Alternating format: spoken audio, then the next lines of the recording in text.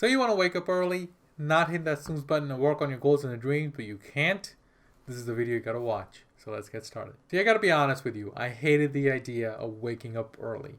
If somebody would have told me that I'll be waking up consistently at 4 o'clock in the morning, I would have laughed at their faces. Because to me, my most productive time was at night. From 10 o'clock to 4 o'clock, that's when I studied my whole school life, my college life, pretty much my whole life. And I kept on lying to myself, all right, you know what, I'll study from 10 to 3, get a 4-hour nap in, and then I'll be back to work or school, whatever, and I'll be productive. But what I noticed is I was more distracted, more irritated, had higher levels of anxiety, and then I started researching and found out the most productive people, more successful people, they wake up early.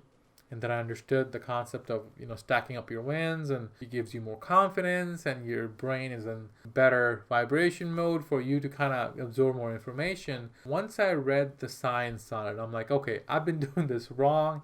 It's time for me to stop lying to myself and start adopting better ideas. So I started changing my life around it. I tried to go to sleep early, but I couldn't because my body was used to going to sleep at 12 o'clock at night. And then I would try to wake up, but I kept on hitting this snooze button. I did this for 8 months, and it's funny because I would lie to myself saying, all right, oh, I can't sleep. I'll sleep by 12, and then wake up at 4. I lied, and I kept on hitting the snooze button. So after doing some research, applying different things, it took me around 8 months to get in a habit of not hitting the snooze button.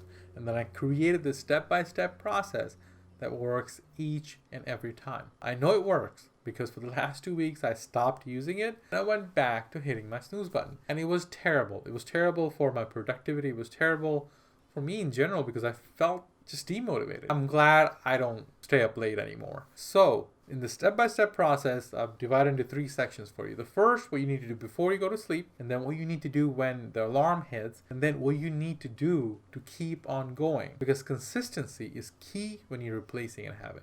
Think about it. Your brain's already got a shortcut, right? It's a shortcut.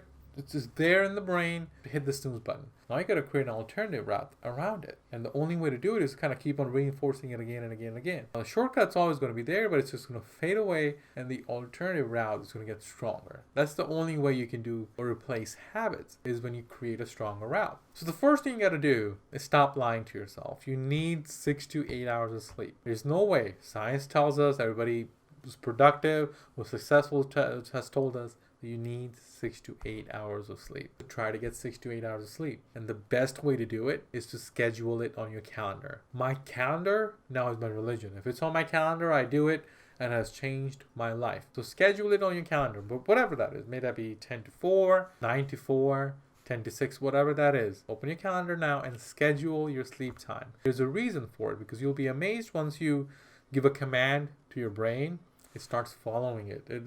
Life becomes so much easier. So once you have your time scheduled, now the hour before that time is your golden hour. It is so important to control that hour because what you need to do in an hour is first get your phone or your goals notebook, write down your goals for the next morning. You gotta wake up with a purpose because if the brain doesn't know what it needs to do, it just wants to go back to sleep. So have goals ready the night before. So for example, your time is scheduled from 9 to 4. At 8 o'clock, you can get your phone out. You can get your goals in. Now, these got to be specific goals. For example, I'm going to wake up at 4 and I'm going to go for a 45-minute run. Then 5 o'clock, I'm going to read for an hour. And then for 6 o'clock, I'm going to write for an hour. Whatever your goals are, doesn't matter. Write them down. Once they're written down, now the second step, this is very important, is to put your phone away. Not right by you. It's got to be 8 to 10 feet away. Now, this is going to be hard. 8 to 10 feet away because we're so used to and attached to our phones. But you need to do this if you don't want to hit the snooze button because right now you got that habit of just being in sleep, turning over and hitting the snooze button. You gotta break that habit. I put my phone away at least 12 feet away from where I sleep. Even now, even though I can naturally wake up 4 o'clock in the morning, it's just a matter of habit now. Put my phone away 8 to 10 feet. I put my alarm in, put it away 8 to 10 feet. And then I always put a glass of water right by it. And I'll tell you why in the next section. But get a glass of water, get one of those protein shake cups, that's what I have, and put it right by your alarm. Okay?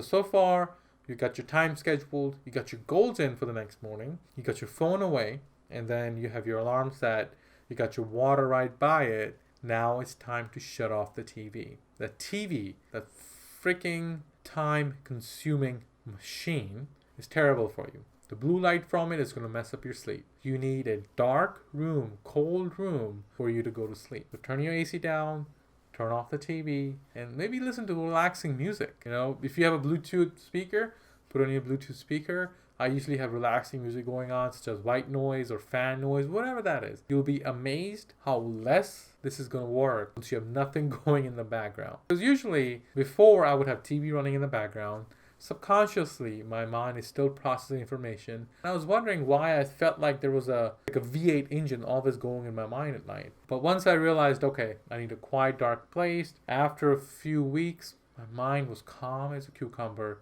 8:30 at night. So far, we got all that done. Turn off the TV, close your eyes, and just think about the dreams you want to achieve. Try to go to sleep. Eventually, your body will get used to it, but go to sleep. The second section is all about when the alarm hits. So when the alarm hits, your body is going to say, nah, just stay in bed. It's so comfortable. It's nice and warm and it's just great.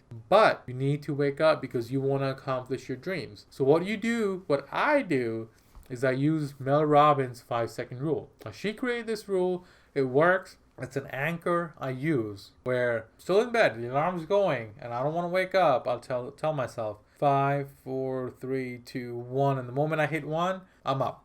That's my anchor. That's it. 5, 4, 3, 2, 1, action. And you do it.